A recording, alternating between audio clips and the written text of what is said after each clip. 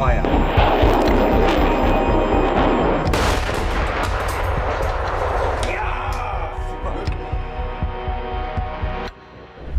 History doesn't repeat, but it rhymes.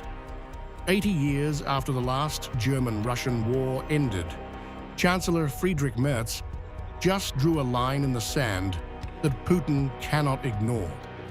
In a bombshell press conference with Ukrainian President Zelensky, Germany didn't just promise support. They declared economic war, military escalation, and diplomatic confrontation. Here are 5 signs that Germany is now actively fighting Russia. First, Germany just gave Ukraine the green light to hit Russian territory with German-funded weapons.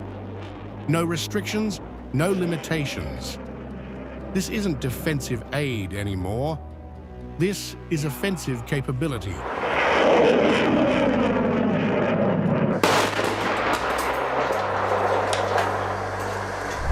And our defense minister will sign a declaration of intent today on the procurement of a wide range of weapons systems from Ukrainian production, so-called long-range fires. There will be no range restrictions.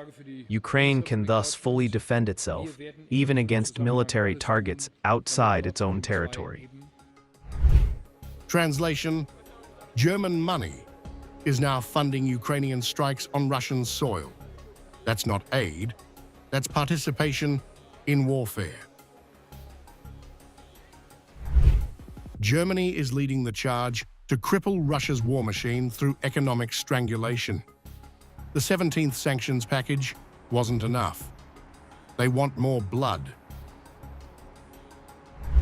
We will therefore continue to increase pressure on Russia. We are doing this to weaken Moscow's war machine. But we are also doing this to open the way for negotiations. And here's the kicker. Germany is using Russia's own frozen money against them. The frozen assets will be used to pay off interest. This alone amounts to a volume of about 50 billion euros to further support Ukraine. 50 billion euros of Russian money now funding the war against Russia. That's not sanctions, that's theft turned into warfare.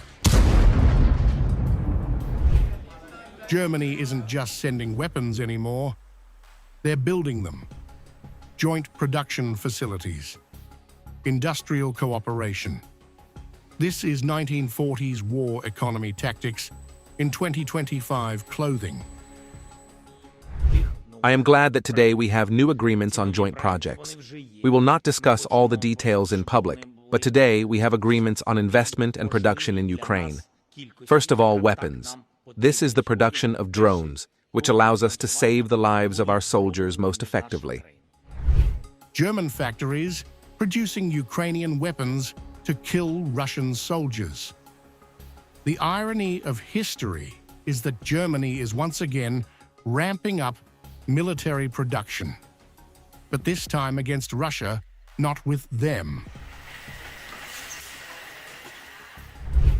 Germany is now funding Ukraine's space-age military communications, Starlink satellites, paid for by German taxpayers, guiding Ukrainian missiles to Russian targets.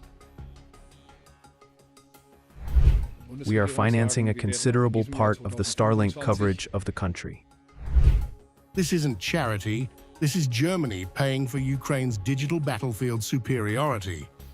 Every Ukrainian drone strike, every coordinated attack, every tactical communication, German money is making it possible. Fifth and most dangerous, Germany just gave Russia an ultimatum disguised as diplomacy. Negotiate now or face total economic and military escalation. However, Moscow is playing on time, and the massive airstrikes, especially on the city of Kyiv on the weekend, do not speak the language of peace, but the language of an aggressive attack war. But here's where it gets personal for Germany. I say to the Federal Republic of Germany, we will do everything in this context so that Nord Stream 2 cannot be put into operation again. Germany just killed its own energy lifeline to Russia forever. That's not diplomacy. That's declaring economic independence through economic warfare. Make no mistake, this isn't World War II redux with Nazis versus Soviets. This is something potentially more dangerous. Modern Germany, armed with EU economic power and NATO military backing, going head-to-head with nuclear-armed Russia. The question isn't whether Germany is now fighting Russia, it's whether Putin will recognize this as the declaration of war. It actually is.